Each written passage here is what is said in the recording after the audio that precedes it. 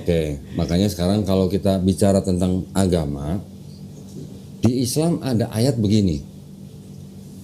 Apa? Inna dina indallahil Islam. Ya. Agama yang diridhoi di sisi Allah adalah Islam. Oh iya. Oke. Artinya apa? Allah Subhanahu wa taala menurunkan aturan kepada manusia untuk dijalankan. Ini sebenarnya meliputi pesan dari semua nabi-nabi yang ada sebelum Nabi Muhammad SAW, bahkan sebelum Nabi Isa alaihissalam, bahkan sebelum Nabi Daud alaihissalam, bahkan sebelum Nabi Musa alaihissalam, bahkan sebelum Nabi Ibrahim alaihissalam. Sampai kemana? Sampai ke Nabi Adam alaihissalam. Inna ad-dina 'indallahil Islam.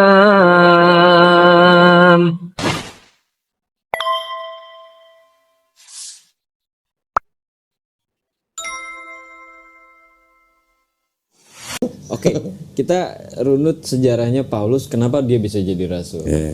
Pada mulanya dia kan yang menyiksa malah kan pengikut-pengikut Kristus. Nah, kenapa? Terus motivasinya apa dia harus menulis begitu? Itu ada teorinya, tapi itu teori ya, sebatas teori. Ada yang bilang bahwa Paulus ini sebenarnya agen. Agen apa? Agen yang diutus untuk merusak agama Yahudi. Ada yang bilang begitu. Walau alam lah ya. Ini apa konspirasi lah gitu lah. Konspirasi. Itu teori tapi. Tapi kan maksudnya segala sesuatu itu kan harus, walaupun ada bukti yang ada bukti kejanggalan yang kita temuin, tapi kan kita juga harus lihat orang ini, oknum ini, motivasinya apa sih dibalik ini semua supaya relate kan kejadian-kejadian ini untuk tuh. menemukan atau mengambil kesimpulan motivasinya apa. Nah kan itu yang kita harus mencari-cari apa teori atau konspirasi apa. Itu yang tidak nyampe ke kita. Nah, tapi kalau nyari fakta lewat konspirasi itu agak udah pasti susah. Sulit yang nyampe ke kita kan udah berupa Bible doang begini. Iya. Apa di sini ada teori bahwa Paulus konspirasi dengan siapa? Kan nggak ada. Enggak, makanya agama itu sebenarnya bukan untuk dipahami. Oke, makanya sekarang kalau kita bicara tentang agama, di Islam ada ayat begini. Apa? Inna dina indallahil Islam. Ya. Agama yang diridhoi di sisi Allah adalah Islam. Oh iya. Oke. Artinya apa? Allah Subhanahu wa taala menurunkan aturan kepada manusia untuk dijalankan. Ini sebenarnya meliputi pesan dari semua nabi-nabi yang ada sebelum Nabi Muhammad SAW, bahkan sebelum Nabi Isa alaihissalam, bahkan sebelum Nabi Daud alaihissalam, bahkan sebelum Nabi Musa alaihissalam, bahkan sebelum Nabi Ibrahim alaihissalam. Sampai kemana? Sampai ke Nabi Adam alaihissalam. Di Islam kita mengimani bahwa Adam adalah seorang nabi. Gitu. Ya, karena apa? Karena pesan-pesan dari Nabi Adam alaihissalam sampai kepada Nabi Isa alaihissalam Tidak berubah. Sama semua kan pesannya. Pesannya apa? La ilaha illallah. Nggak ada pesan yang lain-lain gitu. Iya, lain-lain. Nabi Ibrahim sama pesannya, Nabi Nuh sama, Nabi Musa sama, Nabi Daud sama, Nabi Sulaiman sama. Walaupun di dalam kitabnya orang Yahudi ini juga masih banyak kontradiksi. Juga masih banyak pengisahan nabi-nabi yang tidak sesuai dengan Quran. Masih ada. Gitu. Ada nabi lain selain nabi itu di banyak. Kalau di Yahudi mereka mengakui ada 48 nabi-nabi yang diketahui namanya. Tapi untuk nabi yang tidak diketahui namanya mereka bilang sampai 1 juta orang. Sampai 1 juta nabi. Di Islam kita hanya dikasih tahu nabi-nabi 124.000, ya kan? 313 atau 315 rasul. Kalau Yahudi yang mereka ketahui namanya 48, yang nggak diketahui mereka bilang sampai 1 juta. Banyak banget ya. Nah. Oke, apa yang menguatkan bahwa Islam sendiri juga valid untuk dikatakan yang paling benar gitu ya, secara ajaran, secara tulisan Al-Qur'annya. Nah, kalau di Kristen pun bisa terjadi seperti ini. Ya. Kalau saya mengatakan Islam bukan yang paling benar. Sama nggak? Situ bilang, Teh Miftah bilang nggak Islam agama yang paling benar. Berani ngomong begitu? Kok bikin ragu ya lewat ini ya. Karena kita membahas benar nggak? Ini tapi aku tulisan akan bilang orang. benar. Yang paling benar atau yang benar? Oh, yang benar. Yang benar. Yang benar. Bukan yang paling benar. Yang benar. Nah itu, Apa saya setuju. bedanya? Kalau Oke, paling apa itu bedanya? akan ada pembanding. Ya. benar Kalau yang tidak paling ada. benar berarti ada yang lain yang Ada benar yang juga. pembanding. Iya. Kalau saya bilang yang benar berarti buat Islam semua salah. Itu sikap saya begitu. Islam adalah yang benar, bukan yang paling benar. Karena kita kan Oke, tidak mengaku nanti kalau orang kita bicara mengenai definisi benarnya bagaimana dan segala macam, itu belakangan ada lagi yang harus kita panjang bicarain, lagi itu. ya. Sekarang Aditya mengaku sebagai orang yang logis, betul kan? Kita kasih tulisan di depan nasi paling logis gitu misalnya lah. Oke. Jika di dalam sebuah kitab ada keterangan atau ada ayat ya, misalnya yang bicara tentang ilmu pengetahuan yang ditulis kira-kira 1500 tahun yang lalu, Ya. terbuktinya baru sekarang. Gimana menurut Aditya? Maksudnya Apakah itu karangan seorang manusia atau benar itu wahyu atau firman dari Allah? 1500 ya 1500 tahun. ukurannya. Ya kan Quran diturunkan di abad ke-7. Abad ke-7 Ramadan. Ya kan? Sekarang kita abad ke-21. Berarti antara 1500 tahun lah. Ya, ya. Waktu itu sudah ada ayat-ayat yang berhubungan dengan sains, terbuktinya baru sekarang-sekarang. Mungkin nggak itu karangan seorang manusia? Gitu. Pertanyaan saya. Kemarin kita debat sama kakak tentang ilmu pengetahuan apa? Statement kamu apa?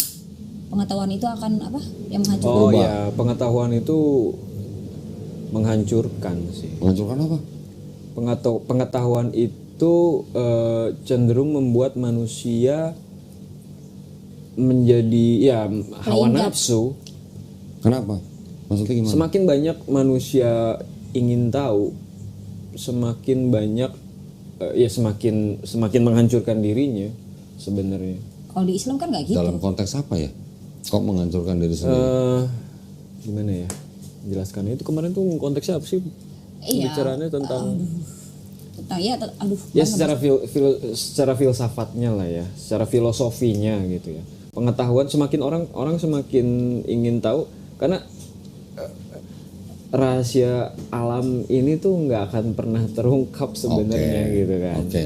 Kalau mau dicari tahu sampai segimanapun juga ya akan Manusia ada punya keterbatasan. punya keterbatasan, betul. Oke, dalam konteks seperti itu. Tetapi untuk ilmu pengetahuan yang sudah diuji dan sudah menjadi hukum, bagaimana cara menolaknya?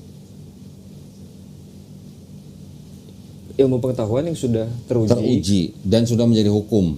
Contoh hukum gravitasi. Bisa menolak hukum gravitasi? Punya teori sendiri bahwa hukum gravitasi itu salah? Bisa Bumi itu datar mungkin. Enggak, kalau itu sih enggak. Ya siapa tahu mau bilang bumi itu datar gitu kan. Enggak. Oke. Karena kan itu ada maksudnya kan. Oke, berarti Aditya sebagai orang yang logis dan yang sedang hidup di zaman ilmu pengetahuan, mengakui nggak bahwa ada gravitasi? Mengakui. Mengakui. Gravitasi kan sudah menjadi hukum, Ya. ya kan? Ternyata kalau ada ayat-ayat di dalam Quran yang sudah terkonfirmasi oleh ilmu pengetahuan zaman sekarang, menurut pandangannya Aditya gimana? Apakah ayat-ayat itu pasti buatan manusia atau pasti firman Allah Subhanahu wa taala? Karena terbukti baru sekarang. Ini belum gitu. contoh nih, kita belum kasih contoh nih. Karena terbukti baru sekarang gitu maksudnya. Ini belum kasih contoh ya, nanti contohnya nanti. Saya cuma ingin Aditya punya definisi yang jelas. Bagaimana kalau ada sebuah kitab yang ada ayat-ayat yang berhubungan dengan sains, terbuktinya baru sekarang. Apakah mungkin itu karangan manusia? Gitu.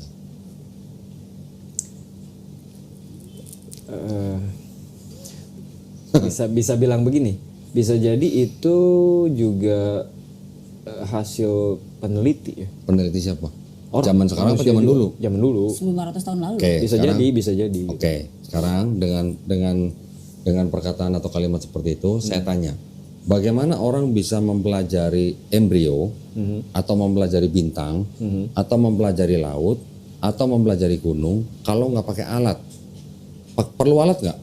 Iya dong, malah itu Pasti ya perlu alat. Pasti perlu alat. Nah, orang zaman dulu bagaimana caranya bisa mempelajari tanpa alat?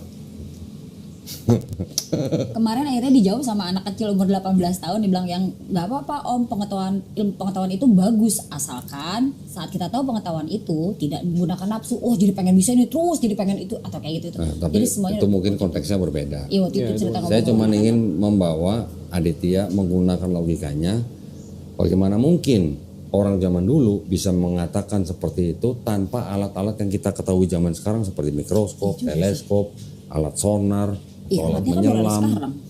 Bagaimana caranya?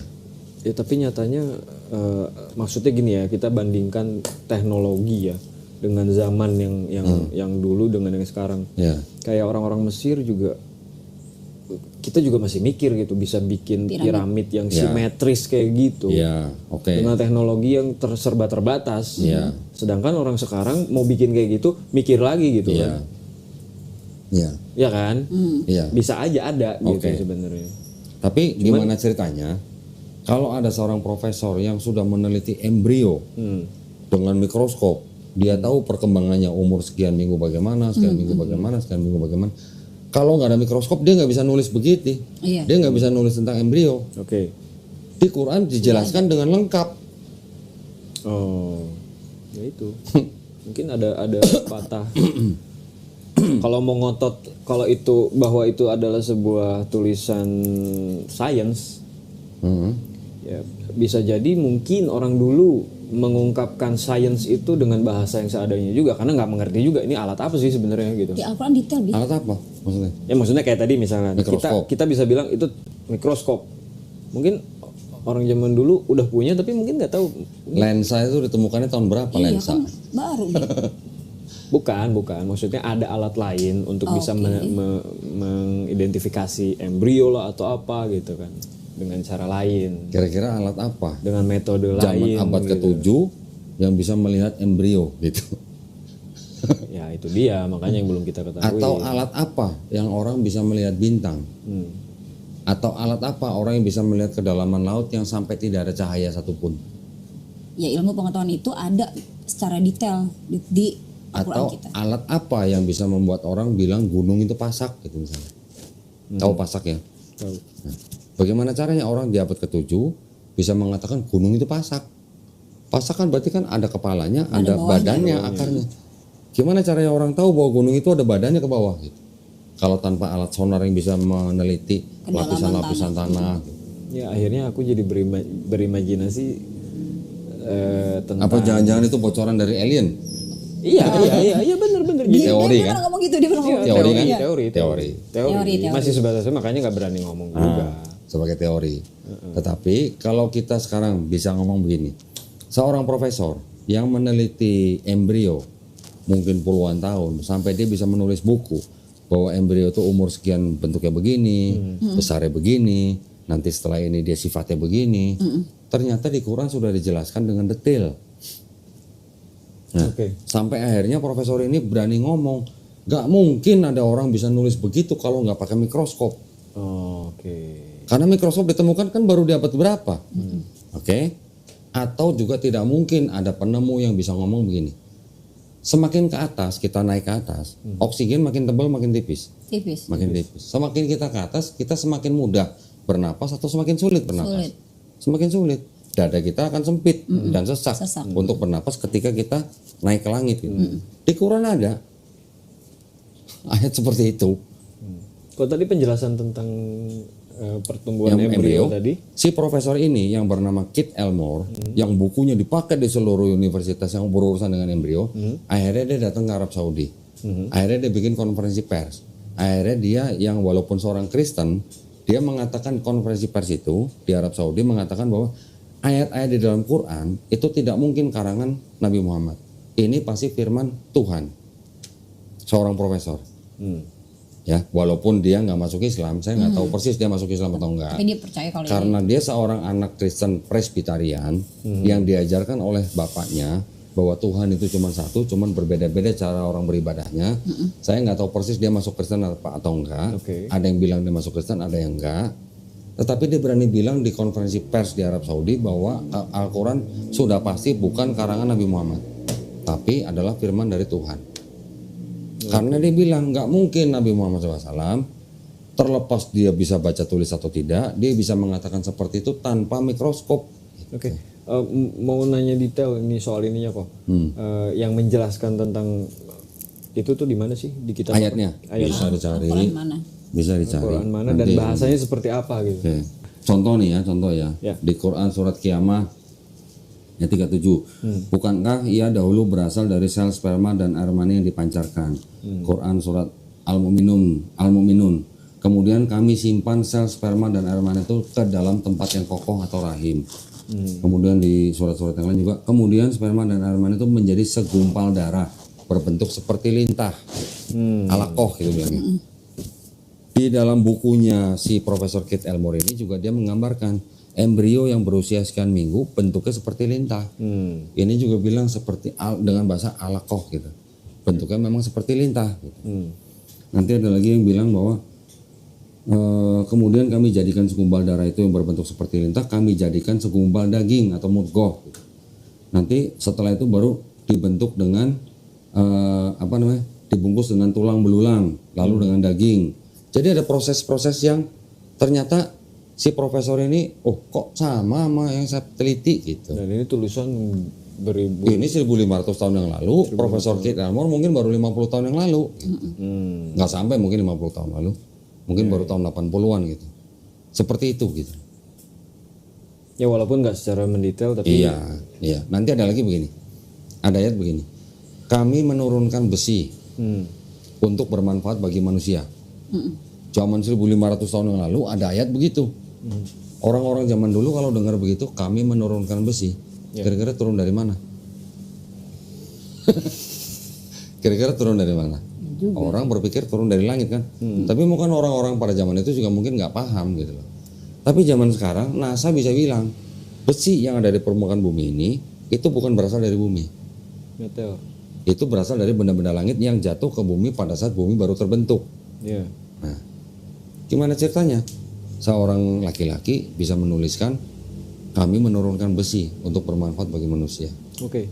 Sebentar sebelum membahas itu. Yang dimaksud kata kami itu apa?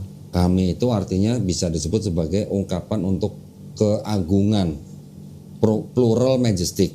Sepertinya jamak tapi sebenarnya tunggal. Nah, ini lagi. Contoh. Itu ada, aku udah Contoh. Seorang presiden ketika dia ngomong di depan DPR, kami akan memperbaiki program pemerintahan kami. Yang ngomong presiden. Iya. Presidennya ada berapa? Satu. Kenapa dia ngomong kami? Karena dia punya pembantu di belakangnya. Oke. Ada menteri-menteri di belakangnya. Oke. Nah, kalau ini dijelaskan kami itu sendiri siapa saja yang terlibat? Malaikat. Oh, malaikat-malaikat. Nah, jadi ketika bilang kami menurunkan Quran dan kami pula yang menjaganya, artinya Allah SWT melibatkan pembantunya atau ciptanya malaikat untuk menurunkan Quran. Oke. Ya, makanya jamak. Iya, jamak tapi agung gitu. Iya. Orang Arab kalau ngomong kepada adit satu orang, nyebutnya apa? Antum. Antum itu jamak apa? Antum tuh tunggal. Apa? Jamak atau tunggal? Jamak tapi ditujukan kepada satu orang, artinya untuk mengagungkan atau memuliakan lawan bicaranya. Itu. Nah, Ketika Ratu Inggris bilang misalnya, kami akan membuat program ini gitu. Ratu Inggrisnya kan cuma satu. Iya. Di belakangnya banyak jajarannya, ada perdana menteri, ada menteri ini, ada menteri ini. Gitu. Ya kalau organisasi atau itu pasti begitu, orang juga akan langsung paham. Tapi kan ini kan kitab ya. Iya. Agak jadi kita memang harus memahami kaidah bahasa Arab. Nah, kita juga harus memahami kaidah bahasa-bahasa di luar negeri juga. Ratu Inggris juga akan bilang we. Gitu. Jadi kalau orang Inggris bilang kenapa pakai kata we? We itu royal we.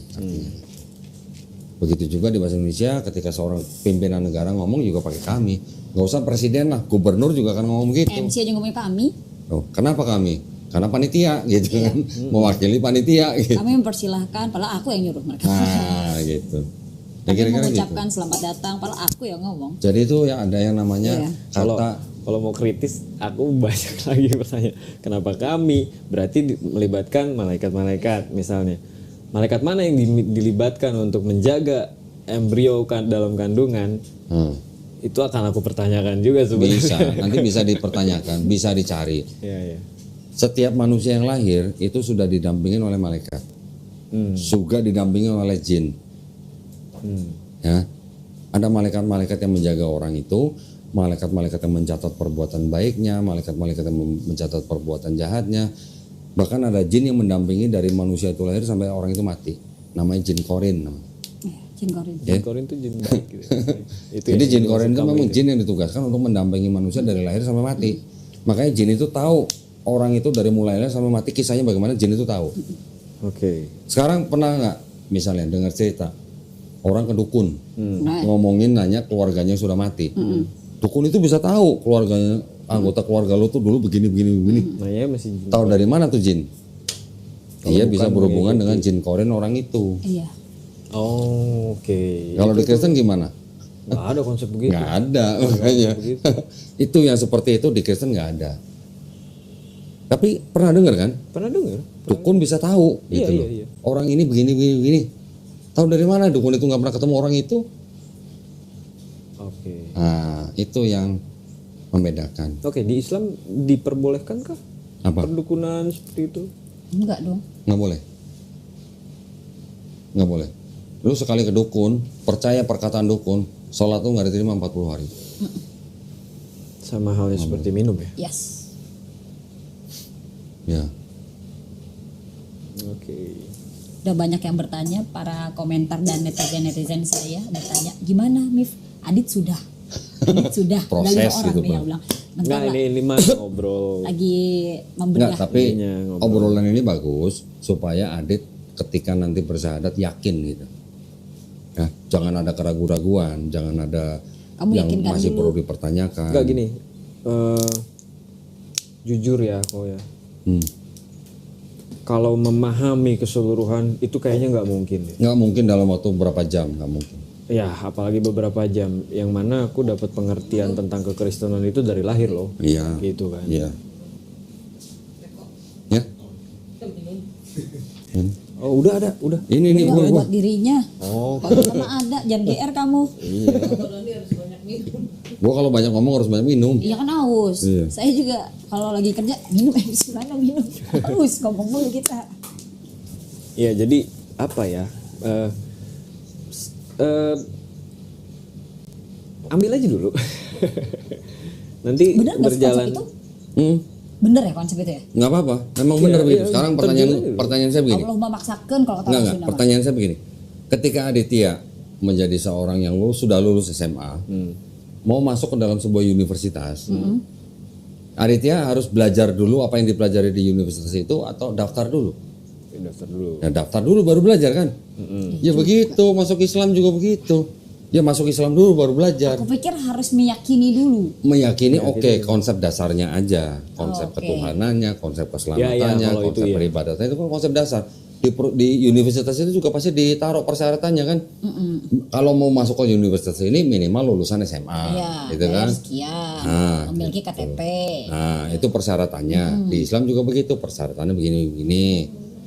Tapi ketika kita mau belajar apa yang dipelajarin di universitas itu kan kita nggak bisa kalau kita nggak daftar masuk menjadi mahasiswa. Apakah sebuah alasan? Maksudnya kan pasti kan ditanya apa alasannya gitu kan? Kenapa masuk Islam? Alasan itu penting. Yaitu dengan konsep ketuhanan, konsep keselamatan dan konsep peribadatan itu yang mana yang paling logis gitu. Oke. Dari semua agama-agama yang lain gitu. Oke. Contoh tadi seperti Trinitas, kalau memang sudah nggak yakin dengan konsep ketuhanan dan keselamatan dalam Islam yang paling logis, itu bisa menjadi alasan masuk dalam Islam. Oke. Itu relate sih. Maksudnya tentang konsep ketuhanannya ya. Iya. Islam sendiri sangat logis. Aku kan tidak bisa Sangat masuk menjelaskan ya, maksudnya ya aku memang seorang Muslim, tapi apa ya tidak seperti Doni lah yang memiliki banyak sekali ilmu pengetahuan dan bisa menjelaskan dan bisa. Enggak lah, saya juga masih belajar. Iya, tapi maksudnya sendiri kan mengerti ini, tahu ini dan bisa bandingkan ini coba di sini, ini coba di sini, jadi kayak bisa menunjukkan buktinya. Kalau aku ya, kalau ditanya, makanya kamu tuh mengimani itu alasan dia. Aku tuh apa bahasanya aku tuh terlalu apa gimana? Gini. Terlalu apa? Ini kalau Islam ya, ini kalau Islam begini. Ini air putih apa air bening sih? Bening. Bukan air putih ya? Oh, air bening. Kalau air putih itu susu ya? Iya, Kenapa kita sebutnya air bening ya? karena bening, Kenapa kita sebutnya air putih gitu? karena tidak ada warna di dalamnya. Putih kan ada warnanya. Abiku. Oke, ini maksudnya gini. Ini kan kita sebut air putih. Oke. Ya. Air putih ini adalah air yang belum tercampur apa-apa. Warnanya bening. Ya. Saya menggambarkan Islam seperti ini. Oke. Ketika ini saya tuangkan teh, air ini akan berubah warna menjadi coklat. Iya, Ya. Bisa nggak semua orang minum teh? enggak semua. enggak Yakin? semua. Nggak semua. Nggak semua orang bisa minum teh. Kalau saya tuangkan susu, bisa nggak semua orang minum susu? Nggak semua. Belum tentu ya. Ya. Kalau saya kasih sirup, bisa nggak semua orang minum Nggak juga. sirup? Nggak tentu juga. Tapi kalau air putih seperti ini yang belum tercampur apa-apa, bisa nggak semua orang minum air putih seperti ini? Bukan bisa lagi, malah memerlukan. Gitu. Gambaran Islam seperti itu. Islam adalah Tidak tercampur apa. yang memang berasal dari yang menciptakan langit dan bumi dan manusia, Ya murni kan. yang murni. Gitu. Jadi memang aturan-aturan di dalam Islam itu adalah aturan-aturan memang yang untuk manusia. Ya. Back to basic. Ya. Jangan lagi dicampur Ada- ini kepentingan itu, kepentingan ini. Ada hadis di dalam Islam, setiap bayi yang lahir itu sebenarnya fitrah. Fitrah itu artinya muslim, artinya orang yang berserah diri kepada penciptanya. Bayi bisa apa sih? Iya, nggak bisa apa-apa. Nggak bisa apa-apa, terserah, itu kan berserah diri kepada penciptanya. Melalui orang tuanya dia dirawat menjadi besar. Ya. Bayi itu nanti mungkin menjadi Yahudi, Kristen, atau Majusi kan karena orang tuanya. Ya. Tapi ketika bayi itu nanti besar, dia mendengar tentang Islam, dia menerima tentang Islam, bahkan sampai dia masuk Islam, sebenarnya orang itu bukan pindah agama, tapi orang itu kembali ke fitrahnya. Fitrah itu sifat asal gitu lah. Ya. Sifat asalnya begitu. Kalau di Islam gitu. Itu udah bertentangan dengan dosa waris yang tadi sebenarnya. Iya. Ya karena maksudnya aku percaya, makanya semua orang bilang bayi itu gak punya salah apa-apa, bayi itu suci, bayi itu suci.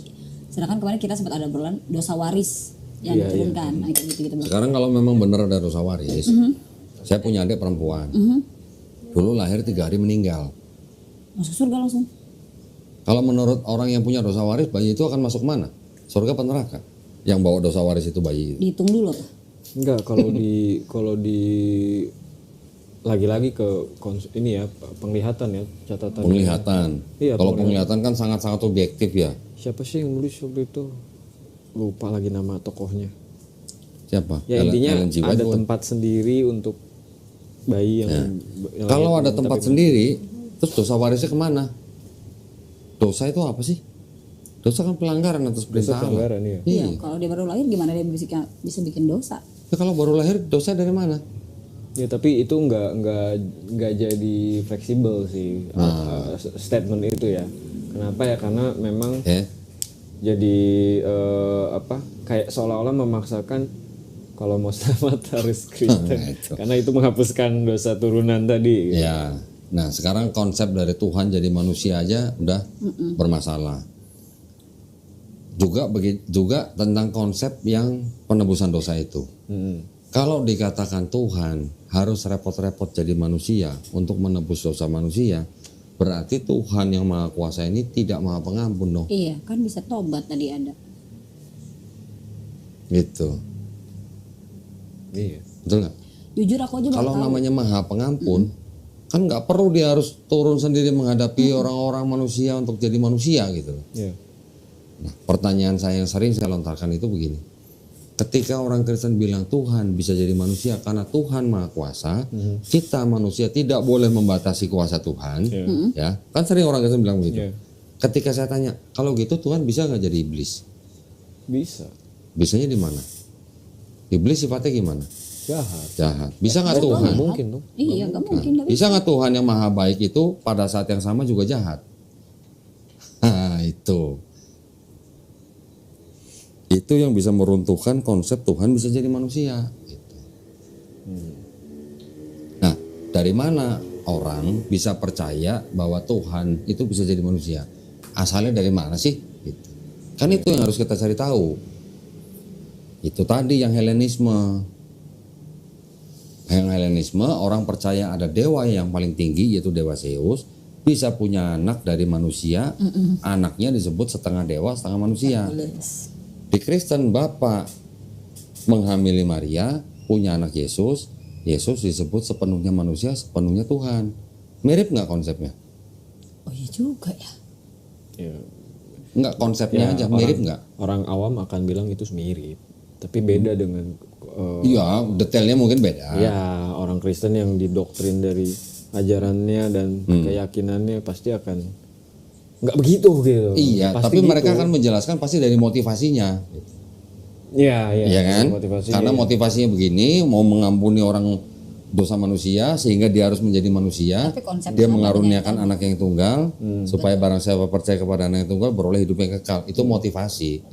Tetapi konsepnya Tuhan yang paling tinggi, punya anak dari manusia, sehingga anak manusia ini disebut setengah manusia setengah dewa atau sepenuhnya manusia sepenuhnya Tuhan. Konsepnya kan mirip, ya kan? Islam juga percaya bahwa Nabi Isa alaihissalam itu lahir dari seorang perawan, ya. Tetapi kita tidak pernah menyembah Nabi Isa sebagai Tuhan. Hanya sebagai nabi. Di dalam pandangan Islam, Mempercayai. di dalam pandangan Islam, bagaimana seorang perawan Maryam ini bisa mempunyai anak tanpa suami? Itu hanya karena kekuasaan dari Allah Subhanahu Wa Taala. Makanya di Quran ada ayat, semisal penciptaan Nabi Isa sama dengan penciptaan Nabi Adam alaihissalam. Nabi Adam alaihissalam diciptakan dari tanah liat. Lihat. Begitu juga dengan Nabi Isa alaihissalam diciptakan hanya dengan apa? Kun fayakun. Iya. Jadi maka terjadilah. Yang membedakan itu. Gitu.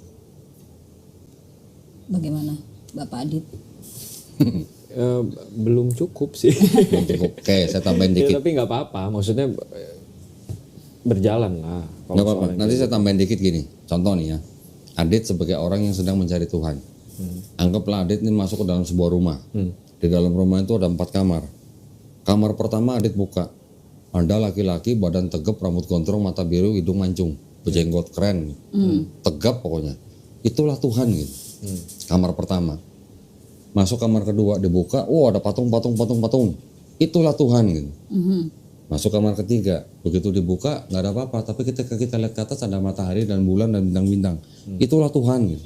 Oke. Masuk kamar keempat, dibuka nggak ada apa-apa. Tetapi kita bisa mengetahui ada Tuhan yang tidak kelihatan, yang tidak bisa jadi makhluk. Dialah yang menciptakan alam semesta. Kira-kira dari 4 kamar itu, Adit mau milih Tuhan yang mana kira-kira?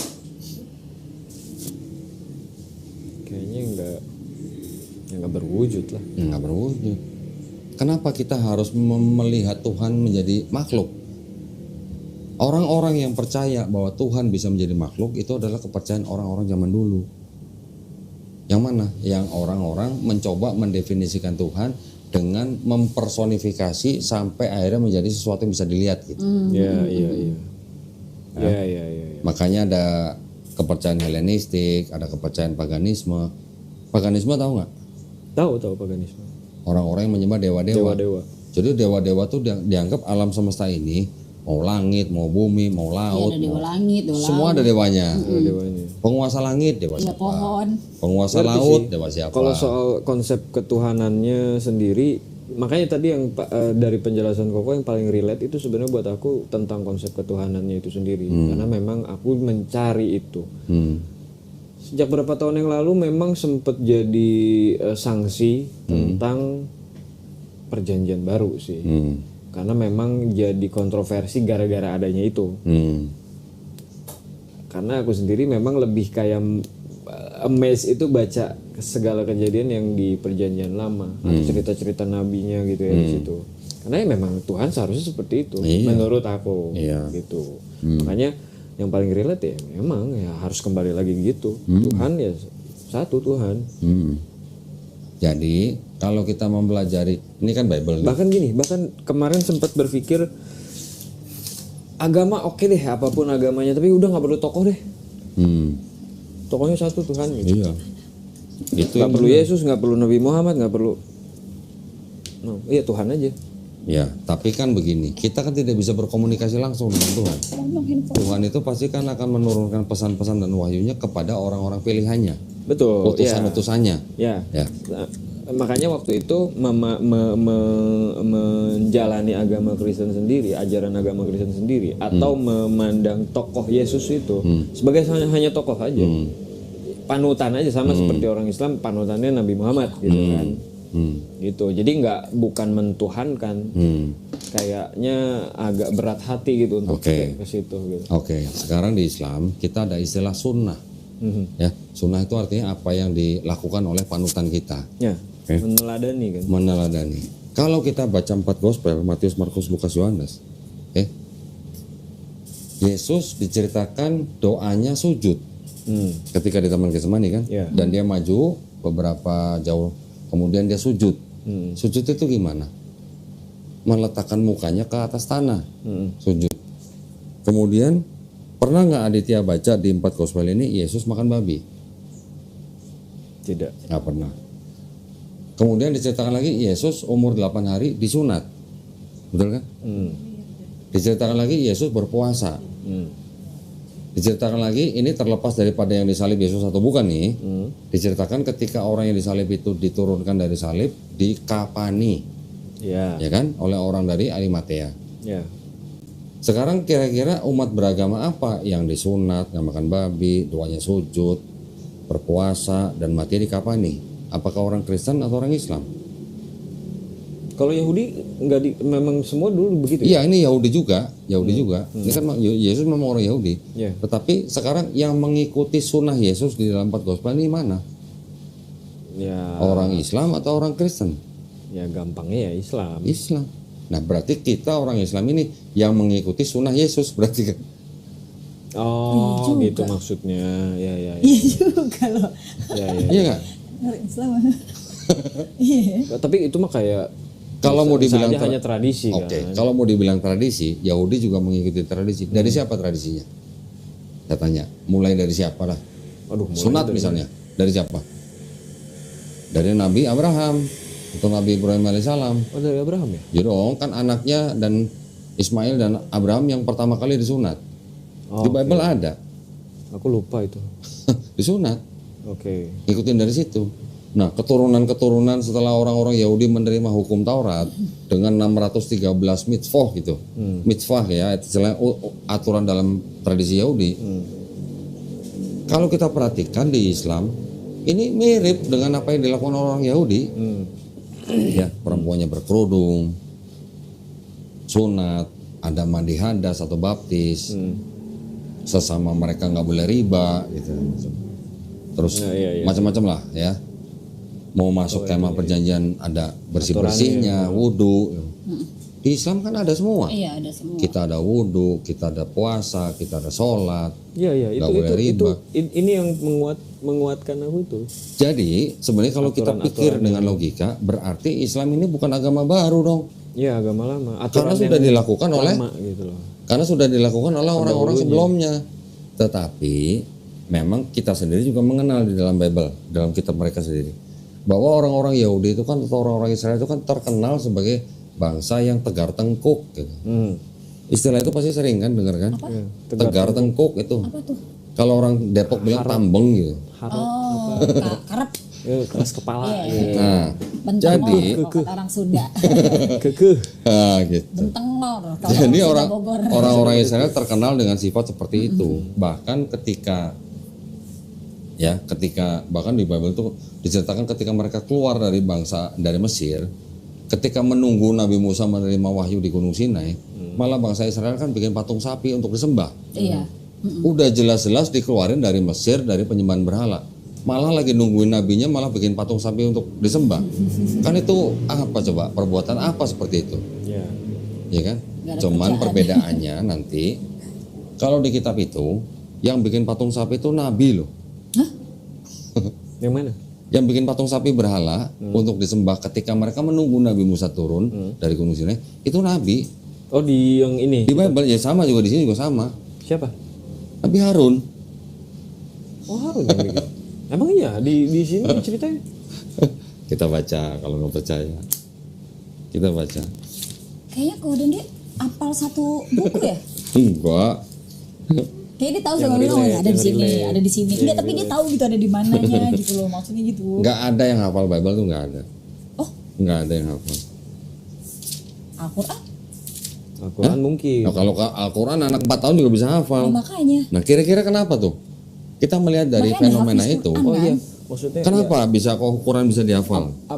apakah Islam juga mempertahankan si bahasa Arab yang dipakai ya, bahasa Arab itu untuk mempertahankan otentiknya tulisan itu sendiri atau Begini, ketika Quran diturunkan, orang-orang Arab itu kan sudah punya bahasa Arab, ya? oke? Dan mereka termasuk bangsa yang mempunyai sastra yang tinggi, ya. Mereka hidup di zaman sastra, Iya. Banyak orang-orang Arab itu yang memang mengagungkan sastra. Mereka makanya karena sastra mereka tidak terlalu terbiasa dengan budaya tulis dan baca. Tetapi mereka dari budaya hafalan. Orang yang membaca dari hafalan itu bisa dianggap lebih tinggi tingkatannya daripada orang yang hanya membaca dari tulisan gitu. Oke. Ya, orang Arab punya tradisi begitu. Dan mereka memang sudah terbiasa membuat syair-syair. Ngelihat danau bikin syair. Ngelihat perempuan bikin syair misalnya. Sedang galau bikin syair. Orang Arab sudah terbiasa dengan syair-syair. Oke. Ketika Quran diturunkan, itu bahasanya bahasa syair yang melebihi orang-orang Arab pada saat itu. Jadi mereka sudah punya bahasa Arab, tapi ketika Quran diturunkan, bahasa Arab yang di dalam Quran tuh berbeda dengan bahasa Arab sehari-hari mereka. Oke. Ya. Jadi ketika juara syair orang Arab sendiri mendengar ayat-ayat Quran, ini nggak mungkin nih karangan Muhammad, nggak mungkin. Mereka bisa ngomong begitu. Gaya bahasanya berbeda. Karena mereka sudah tahu syair-syair. Kok seorang Nabi Muhammad kok yang dianggapnya apa namanya boleh dikatakan kurang pandai baca tulis, kok bisa membacakan syair-syair yang jauh melebihi syair mereka gitu. Oh. Mereka bahkan bilang menuduh Nabi Muhammad SAW sebagai tukang sihir katanya. Sampai begitu. Bahasa di dalam Quran sama bahasa di hadis juga beda gayanya. Beda. Jadi justru yang tadinya orang Arab mempunyai standar bahasa Arab yang tinggi, ketika Quran diturunkan, bahasa orang Arab itu pada saat itu malah akhirnya merujuk kepada bahasa Quran. Oke. Aku baru tahu itu. Jadi sastra di Quran itu jauh melebihi sastranya orang Arab pada saat itu. Pada zamannya. Pada zamannya gitu. Sebentar ya, sebentar. Contoh beginilah, ya namanya Allah Subhanahu wa taala sebagai pencipta langit, bumi dan manusia.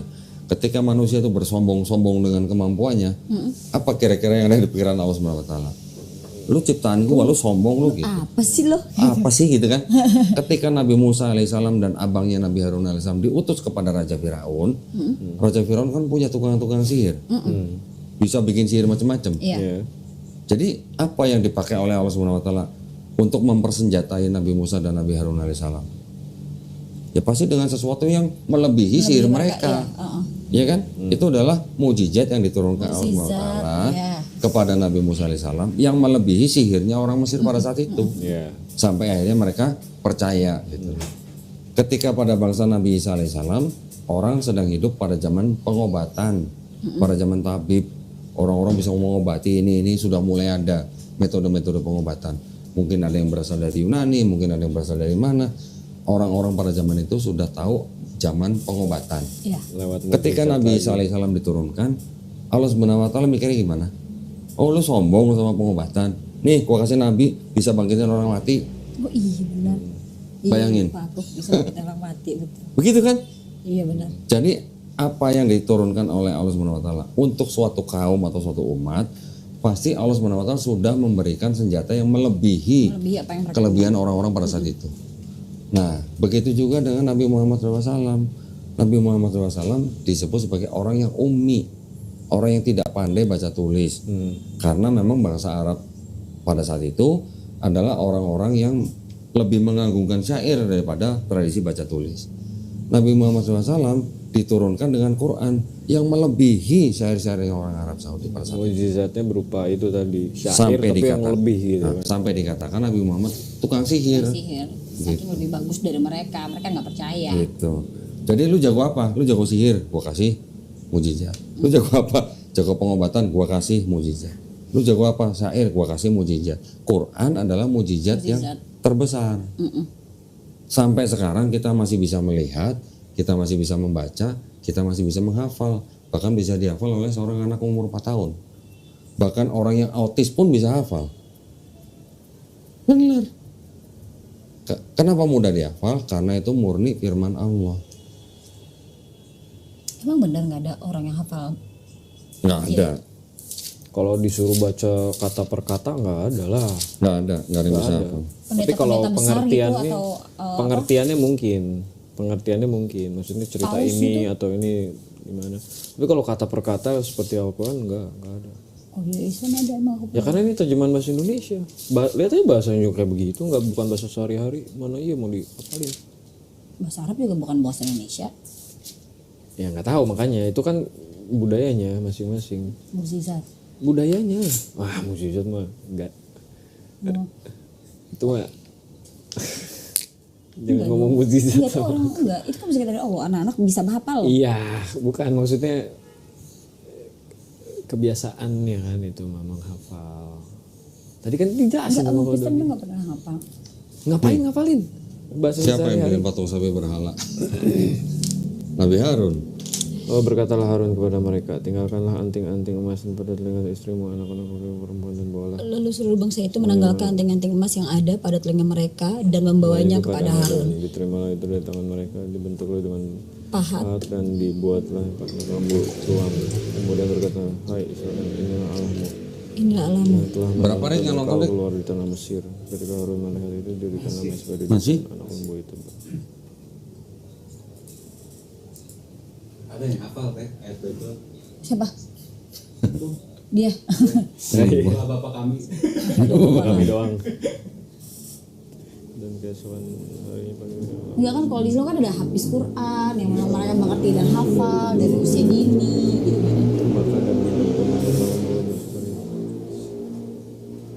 Untuk bersyahadat mudah, tapi kan orang bersyahadat itu harus yakin dulu dalam hatinya.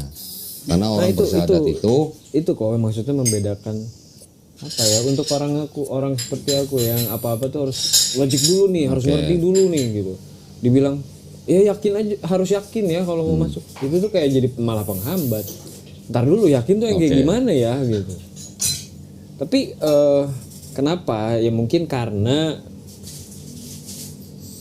tahun-tahun belakangan ini udah mulai bergeser pemikirannya, lepas konsep ketuhanan. Kayak gitu. Jadi kayaknya sama aja deh, agama mah buatan manusia, pasti itu ada dia pernah kepentingan ngomong di dalamnya. Itu yang membuatku mundur. Jadi waktu itu sebenarnya aku mau ngajak dia untuk belajar lebih dalam tentang Islam dan pengen mencoba gitu ya. Dari bulan-bulan lalu, tapi dia bilang, sebenarnya sama aja gini. Wah, ini nggak bisa nih. Aku merasa berdosa. Ya iya dong. bahkan orang Islam Nggak aja. boleh. Bahkan ada orang Islam, Kiai Haji, ngomong semua agama sama. Setuju nggak? Ya enggak lah. Semua agama sama enggak dong. Enggak dong. Enggak dong. Kenapa? Ada beberapa hal yang sama, tapi Islam itu adalah agama yang istilahnya benar. Jadi nggak ada comparison ya. nggak, tapi istilahnya itu Setiap agama itu berhak klaim bahwa agama kami yang benar. Iya. Itu berhak, boleh. Nggak ada yang salah dengan itu gitu. kenapa nggak masuk? Karena pendekatannya dia Beda. lebih ke keyakinan. Iya, karena aku kan memang dari kecil yakin dan dia selalu banyak hal yang nyeritain tentang experience gitu loh, pengalaman. Itu sebenarnya cara yang sama yang dilakukan oleh orang Kristen. oh gitu. Orang Kristen juga sering membela keyakinannya hanya dengan pengalaman. Ya. Iya, aku kan ngasih Pengalaman pengalaman pribadi gitu. doa-doa yang maksudnya insya Allah gitu, setiap doa banyak sekali doa yang aku panjatkan dan itu terkabul. Ya, itu kan menurut Iya. Pribadi, sendiri, experience menurut pribadi, sendiri. Iya. pengalaman Iya, pribadi. makanya menjelaskannya jadi bingung kan ya. Aku juga kan dia Nggak kayak relate makanya. iya. Nggak relate. Karena apa? Karena kalau saya ingin kita berpikir dulu nih, yang namanya agama itu pondasinya apa sih? Iya. Kitab suci dong. Iya. Oke. Iya. Sekarang kalau kitab suci, di dalam kitab suci ada ayat-ayat yang kontradiksi, ada ayat-ayat yang tidak otentik. Berani nggak bilang niat kitab suci? Iya, jadi takut. Nah, gitu. Jadi Mau lihat ini. buktinya? Apa? Mau lihat buktinya nggak? Maksudnya? Ada ayat yang tidak otentik dalam Bible. Apa? Mau lihat buktinya? Boleh mana? Kalau tadi kan kita bicara konsep ketuhanan, konsep keselamatan, konsep peribadatan. Sekarang ada ayat di dalam Bible. Sekarang gini, saya tanya dulu Aditya, di dalam Bible itu ada nggak ajaran Trinitas? Tentang Ya, itu Kata kan Trinitasnya nggak ada kata Trinitas. Ya, Tapi ajaran konsep Trinitas ada nggak? Ya ada. Hah? Ada. Ada. Ada. Apa? Tahu nggak ayat mana? Ayatnya apa tahu nggak? Ingat nggak? Nggak tahu, cuman ya secara keseluruhan lah ya. Kurang lebih mengajarkannya seperti itu. Ini kan kitabnya orang Protestan. Ada 66 kitab. Ini kitab sucinya orang Katolik. Oke. Ya. Tebal ini. Di dalam sini selain ayat juga ada catatan apa footnote gitulah, catatan kaki gitulah. Ini apa tulisannya? tidak untuk diperdagangkan. Perdagangkan ya. Kitab suci Katolik dengan pengantar dan catatan lengkap 2009 dipersembahkan kepada umat Katolik Indonesia oleh Direktorat Jenderal Bimbingan Masyarakat Katolik Departemen Agama Republik Indonesia. Resmi nggak? Resmi dong. Official. Percetakan Arnoldus ND. Isinya juga sama nih, ada Perjanjian Lama, tapi ada 7 kitab yang disebut dengan Deuterokanonika yang ditolak oleh Protestan. Iya. Itu pernah dengar. Ya. Ini ada ayat begini nih, 1 Yohanes pasal 5 ayat 7. Ini 7 nih, tolong dibaca nih. Sebab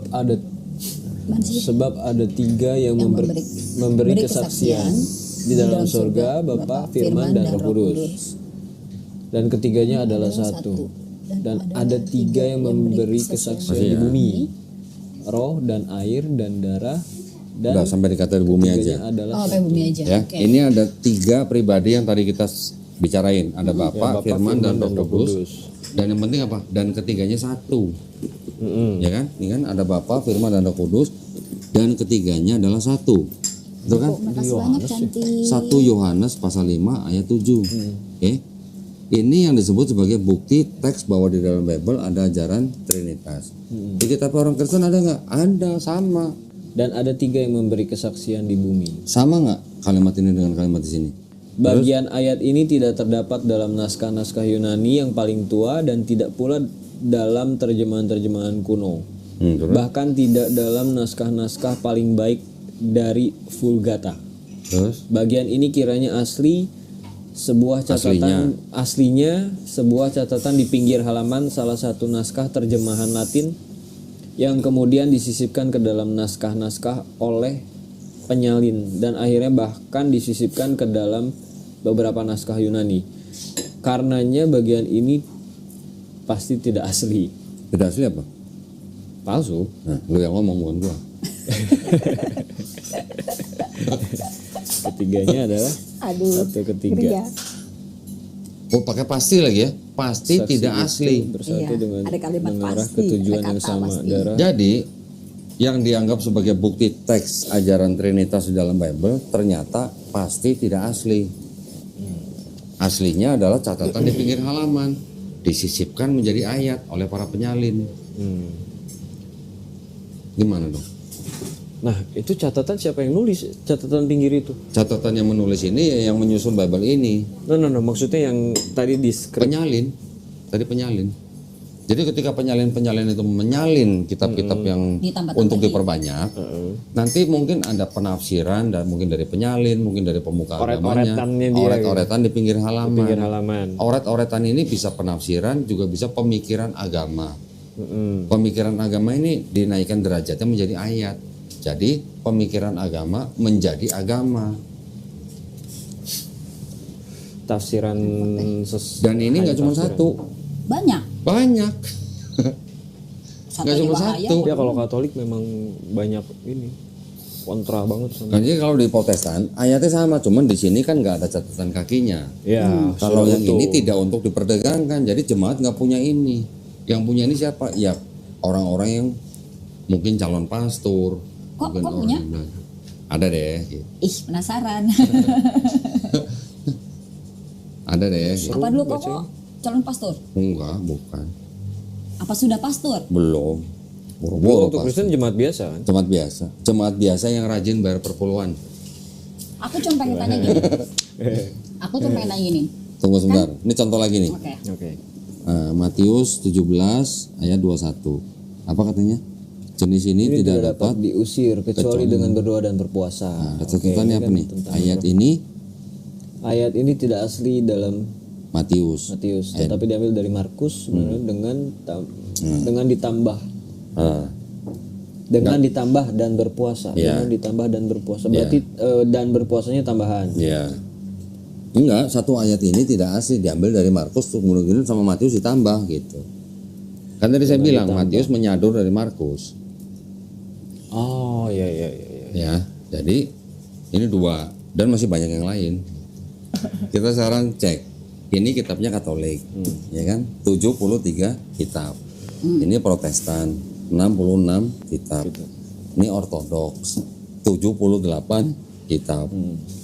Ini Ethiopia, 81 kitab.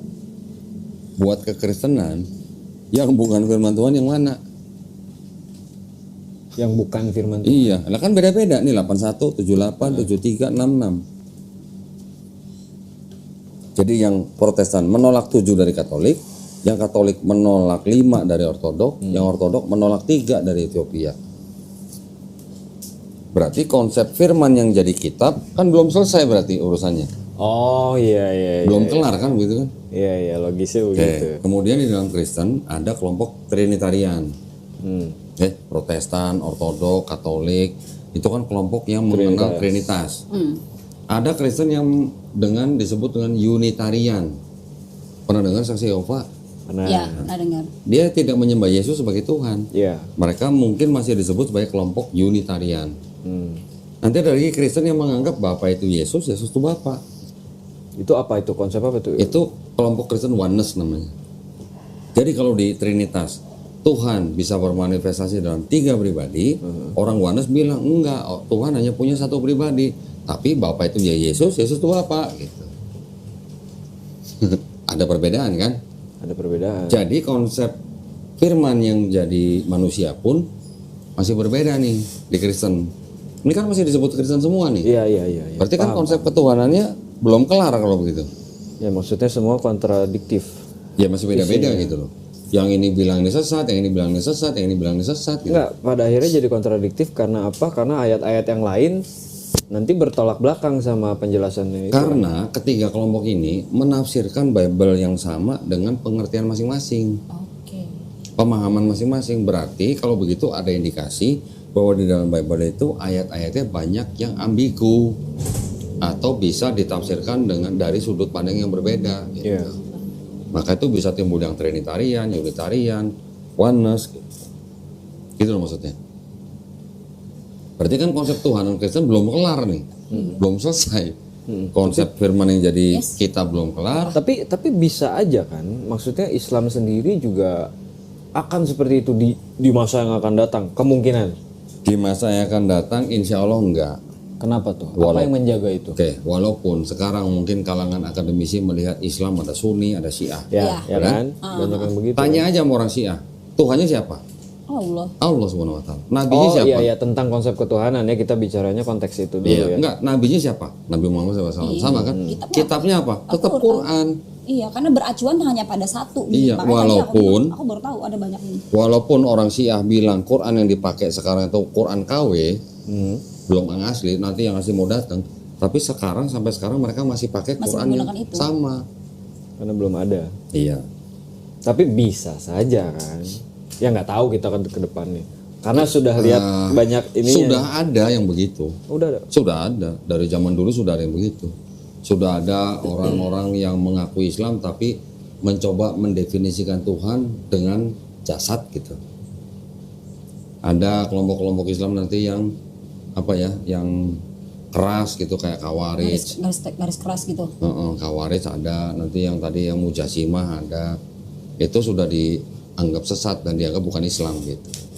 Sedangkan Islam yang Sunni sendiri, yang mainstream, kebanyakan juga menganggap Syiah bukan Islam.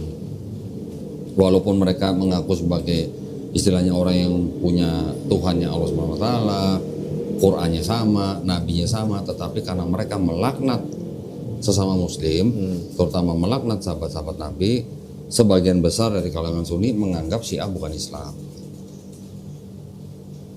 Syiah itu sebenarnya terbentuk hanya karena politik, karena mereka ingin penerus Nabi Muhammad SAW atau pengganti Nabi Muhammad SAW itu Ali bin Abi Thalib, sahabat Nabi Ali bin Abi Thalib. Ada kepentingan lah intinya pokoknya. Iya, Tetap di kepentingannya politik gitulah. Ya sebenarnya ya itu tetap apapun itu agamanya harus hati-hati. Harus hati-hati. Karena perjalanannya catatan-catatan orang Yahudi ini lebih jauh, lebih panjang sebelum zaman Mesir sana kan udah orang Yahudi sudah nulis ini kan. Perjalanannya kan sejarahnya kan Ya ini yang tadi ini ditulis kira-kira disusun abad ke-5 sebelum Masehi. Tahun Abad 450 sebelum Masehi. 400 iya. Nah, orang Yahudi bilang di dalam kitab kami yang ini Di belakangnya tuh nggak ada tulisan to be continued gitu. Iya. Nggak ada. Nggak ada. Tapi sama orang Kristen setelah ada Diterjemahkan Septuaginta lah, di apa ya? ditempel di belakangnya. Menjadi seolah-olah ini bersambung gitu loh. Yang ini sebut perjanjian lama, yang ini sebut perjanjian baru. Kira-kira gitu. Ada satu lagi perbedaan konsep di dalam kitab itu dan kitab ini. Itu yang disebut dengan konsep Mesias. Pernah dengar kan? Orang Kristen menganggap Yesus sebagai Mesias, gitu kan? Mesias yang dijanjikan di perjanjian lama. Ya itu yang mau ditanya. Sering kan? Orang Yahudi juga berdasarkan ayat-ayat yang ada di dalam kitab mereka ini, mereka bilang begini. Mesias yang dijanjikan dalam kitab itu harus benar-benar murni manusia. Bukan Tuhan yang jadi manusia. Oke. Ya, jelas kan? Yang kedua, manusia yang mau turun menjadi Mesias yang dijanjikan itu harus keturunan Daud melalui keturunan Salomo. Ya itu pernah dengar. Sekarang Yesus keturunan langsung Daud nggak? Secara garis keturunan kan iya. Siapa bapaknya? Yusuf. Yusuf. Ayah kandung bukan Yusufnya? Bukan. Kalau anak adopsi di Yahudi nggak diterima. Maaf bro gitu. Oh iya ya. Yang dianggap sebagai keturunan Daud kan Yusuf. Tapi kan Yesus bukan anak kandung Yusuf. Anak kandung Yusuf. Yesus anak kandung Maria. Maria keturunan Daud nggak? Iya. Tapi melalui jalur siapa? Nathan, bukan Salomo. Iya. Jadi Ya. sebenarnya bukan itu. Nah, jadi menurut orang Yahudi, Belum tergenapi sebenarnya. menurut orang Yahudi, Yesus tidak masuk syarat untuk disebut Mesias yang dijanjikan dalam kitab Tanakh itu. Iya. Kedua kan. Ketiga, orang Yahudi bilang Mesias yang dijanjikan itu nanti datangnya ketika di seluruh bumi ini sudah tidak ada orang mengangkat senjata. Ya itu yang di kitab Ketika Wahyu. Yesus turun masih ada perang nggak? Oh, sampai sekarang aja masih ada perang. Iya. Jadi bukan Yesus yang menurut orang Yahudi. Orang Yahudi bilang lagi Mesias yang dijanjikan itu nanti dia akan datang ketika semua manusia di bumi ini sudah mengenal Hashem gitu, mengenal Tuhan gitu. Sekarang semua manusia sudah kenal Hashem belum? Belum kayaknya. Belum. Kamu aja masih bingung. Masih ada kan orang-orang pedalaman yang nggak kenal Tuhan gitu kan. Terus orang Yahudi bilang lagi gini, Mesias yang akan datang itu bukan orang yang datang menyelesaikan misi pergi terus datang lagi gitu, bukan begitu. Datang cuma sekali doang menjadi raja bangsa Israel. Itu kata orang Yahudi. Nah tapi kan kalau Kristen kan Yesus sebagai Mesias sudah datang menebus dosa manusia, disalib, bangkit hari ketiga, diangkat ke langit, nanti datang lagi sebagai hakim yang adil gitu kan. Konsepnya beda sama konsep itu. Iya. Belum tergenapi bener. Kurang lebihnya begitulah. Juga Belum cukup valid. orang-orang Yahudi nanti akan bilang Mesias yang akan datang itu nanti datang kalau bait suci ketiga udah dibangun. Sekarang mana? Belum. Nah, orang Islam mengenal Yesus atau Nabi Isa alaihissalam itu sebagai Al-Masih, tetapi konsep Al-Masih dengan konsep Mesiasnya Yahudi itu agak berbeda. Orang Islam menganggap Al-Masih itu sebagai apa ya? Gelar daripada Nabi Isa Al-Masih karena dia bisa menyembuhkan orang, membangkitkan orang mati dengan mengusap gitu. Kenapa namanya Al-Masih dan ya mirip gitu kan? Iya, ya Al-Masih bahasa Arab, Mesias bahasa Ibrani. Sama kan sebenarnya. Sama Artinya artinya. sama. Tapi pandangannya agak berbeda. Jadi orang Islam tidak memandang Nabi Isa alaihissalam ini Mesias yang dijanjikan gitu, atau Al-Masih yang dijanjikan di kitab mereka, enggak begitu. Walaupun begitu, di dalam Islam juga ada yang sama dengan Kristen. Apa? Orang Islam juga sebagian besar beranggapan bahwa Nabi Isa alaihissalam itu nanti akan datang lagi. Oh iya itu sama. Datang lagi untuk membunuh Dajjal, mematahkan salib, membunuh babi gitu ya. Tapi kalau membunuh Dajjal ini artinya mungkin bisa literal, tapi kalau mematahkan salib dan membunuh babi ini artinya mungkin untuk membantah kekristenan gitu lah. Nanti dia akan hidup di bumi beberapa tahun menjadi umatnya Nabi Muhammad SAW, mengikuti syariat Nabi Muhammad SAW. Nanti setelah dia hidup berapa tahun, mati, meninggal di bumi, baru nanti akan dibangkitkan pada hari kebangkitan bersama manusia-manusia yang lain. Oke, kenapa acuannya harus Nabi Muhammad? Nabi Muhammad apa? Ya kenapa acuannya? Acuan apanya? Syariat. Ya karena Quran yang diturunkan terakhir. Kan kepada dia. Oke. Nabi bahkan Nabi Musa pun kalau hidup zaman sekarang dia akan mengikuti syariat Nabi Muhammad SAW. Karena itu adalah syariat yang diturunkan terakhir yang ditujukan untuk semua umat manusia, bukan khusus hanya untuk Bani Israel gitu. Nah, jadi kitab-kitab yang diberikan kepada Bani Israel itu hanya kitab-kitab yang ditujukan untuk bangsa tertentu dan pada zaman tertentu. Dan Allah Subhanahu wa taala tidak pernah berjanji untuk menjaga kitab-kitab tersebut. Masih ingin bertanya nih kayaknya ada lagi. Enggak, habis ini mendalami bangsa Arab sendiri. Kalau kemarin masih mendalami bangsa Yahudi, sekarang akan mendalami bangsa Arab untuk cari celahnya. Mendalam Yahudi udah. Kalau Yahudi tuh ya udah banyak celah, udah banyak celah. Oke. Sampai di sini ada mau ditanya lagi? Cukup? Nggak cukup karena mungkin pengen nanti mungkin Belajar next lagi. time mungkin. Jadi ketika ada ngobrol orang lagi masuk tuh. Islam, ya ketika dia masuk Islam yaitu ketika dia mulai belajar Islam lebih banyak lagi. Orang Islam itu belajar Islam sampai mati. Iya. Belajar sampai mati. Gitu. Aku juga tertarik ini sih kok, sejarah ya. Jadi mungkin kalau boleh nanti minta WA-nya kok. Boleh. Kalau ada pertanyaan apa yang Boleh. tentang sejarah ya. Boleh. Kayaknya sejarah kok cukup dalam. Ya memang untuk memahami atau membuktikan agama ini agama yang benar atau yang bagaimana, ya kita tentu saja harus mengetahui sejarah terbentuknya agama itu, tersusunnya kitab mereka. Kita harus tahu. Pro dan kontranya, Iya, kelompok-kelompok mana saja yang ada pada saat itu gitu. asal muasalnya. Kalau nggak begitu kita nggak akan.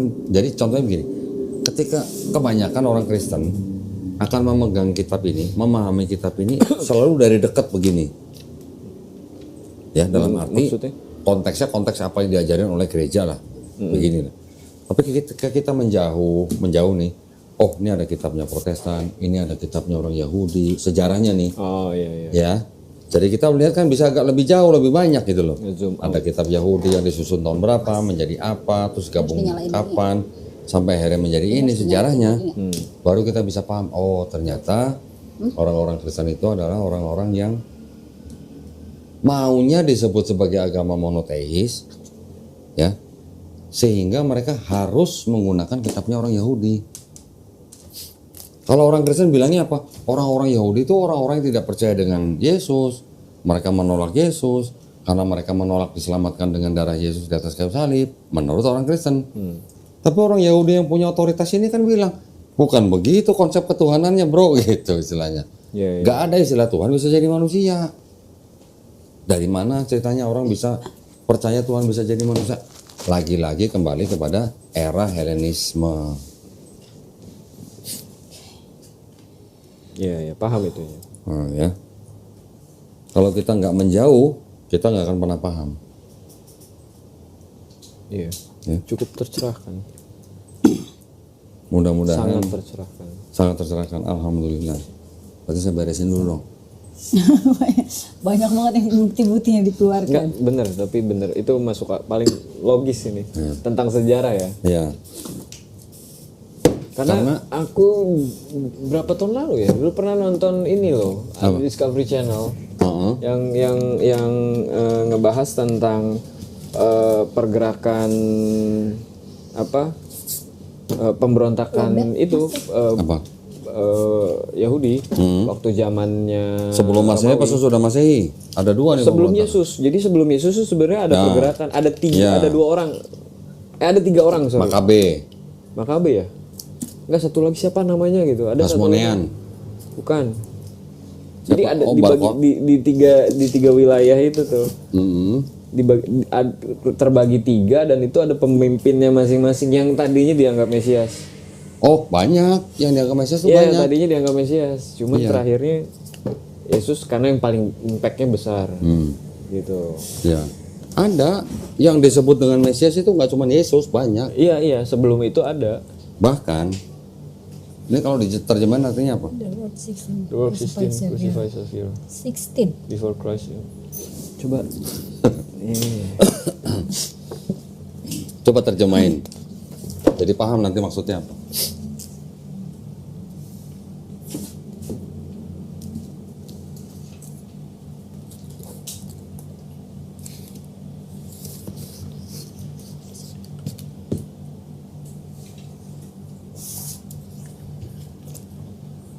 1875. Saya nggak skrip begitu. apa skrip Dead Sea, Laut Mati. Gulungan Laut Mati, Iya. Dead Sea Scroll. Itu yang dipercaya yang menulis kelompok Kristen yang disebut dengan kelompok Israel yang disebut tadi Esseni itu. Isinya tuh apa sih? Hampir sama dengan Bible, hampir sama dengan Perjanjian Lama. Itu judulnya apa? Juru Selamat 16 Juru Selamat Dunia yang disalib. Yang disalib. Kekristenan sebelum Yesus. Jadi sebenarnya konsep ketuhanan bahwa ada Tuhan yang disalib, bangkit hari ketiga, kemudian menjadi Tuhan, sudah ada 16 sebelum Yesus. Iya. Udah ada 16. Nah itu Iya memang aku nonton di Discovery Channel. jangan sedih gitu maksudnya. Jadi berarti konsep kekristenan itu bukan konsep yang baru, tapi konsep yang mengadopsi kepercayaan orang-orang sebelumnya.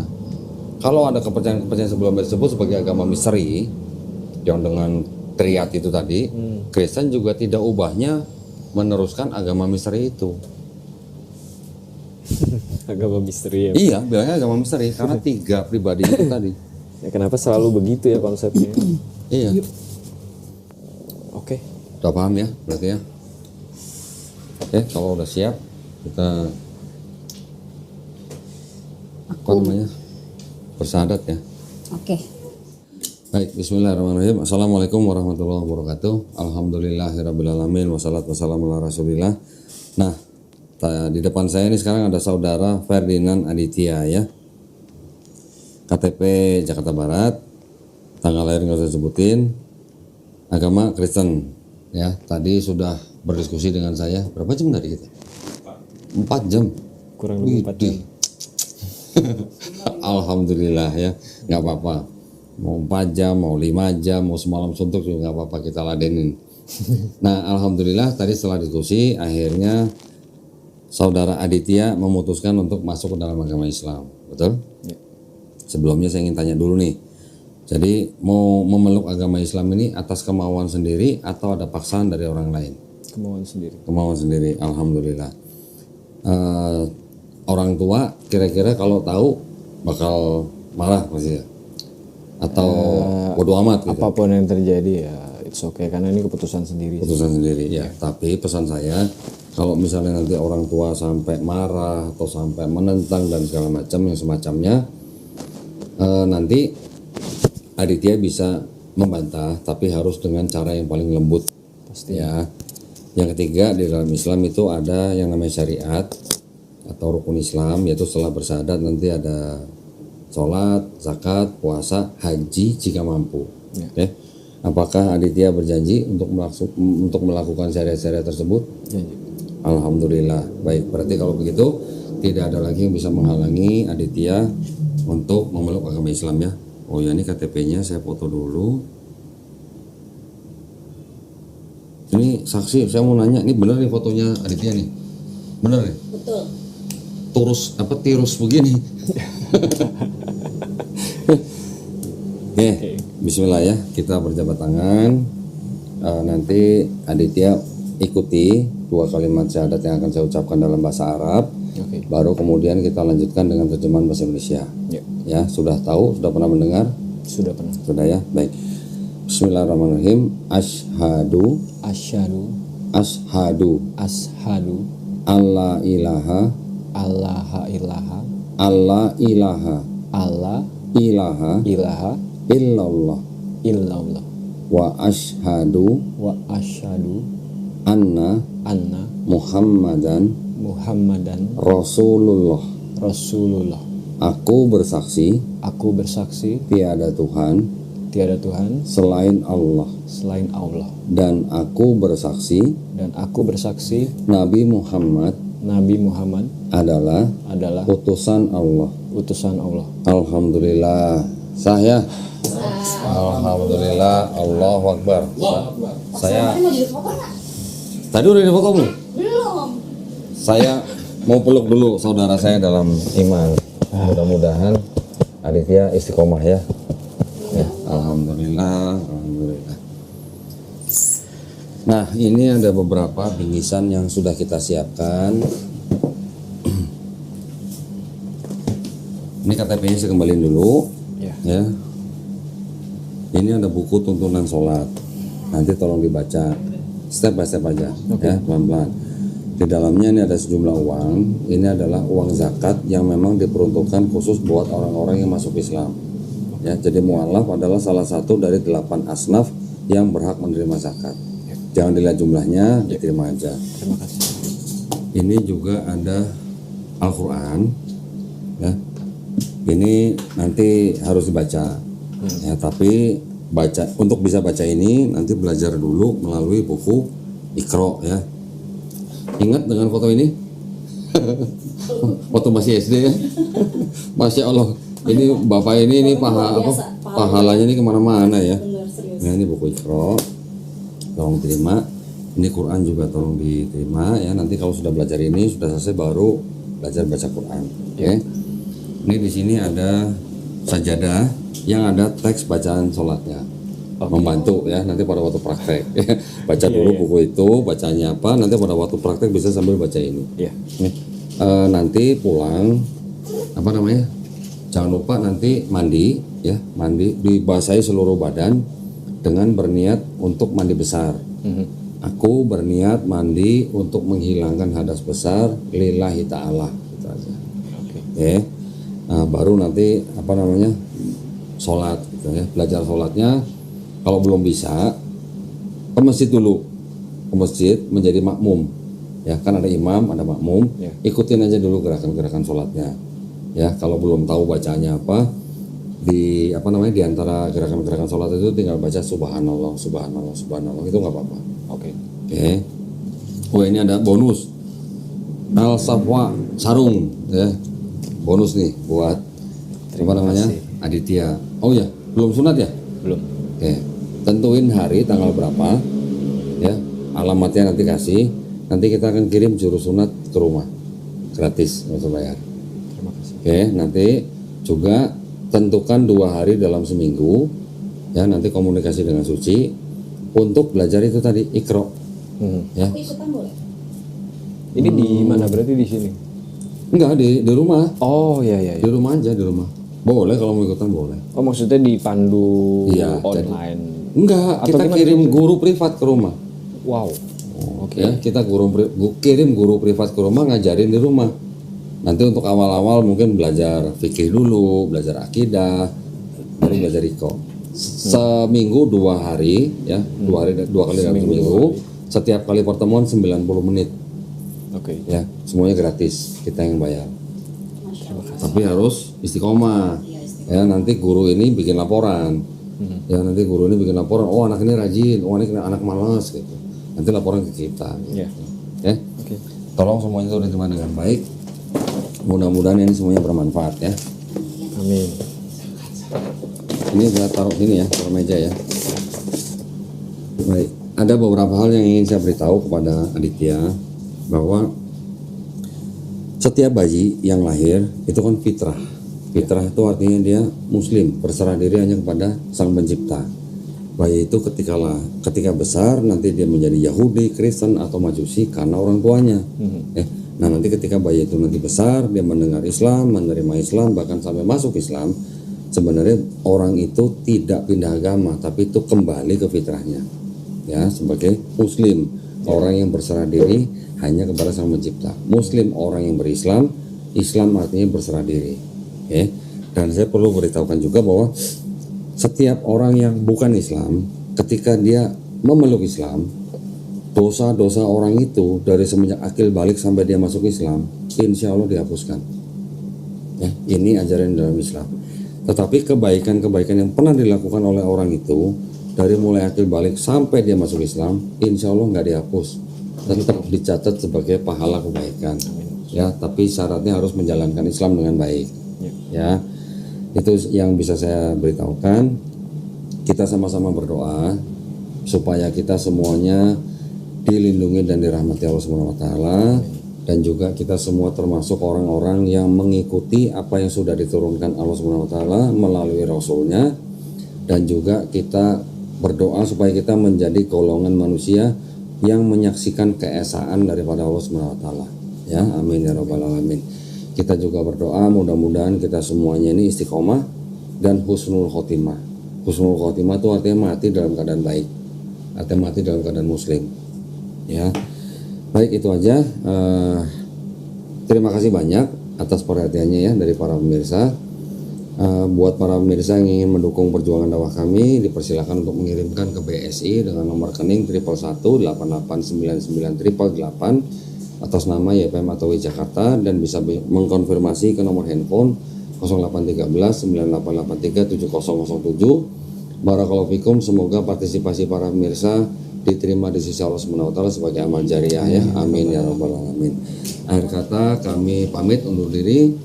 Wabillahi taufiq wal hidayah. Wassalamualaikum warahmatullahi wabarakatuh.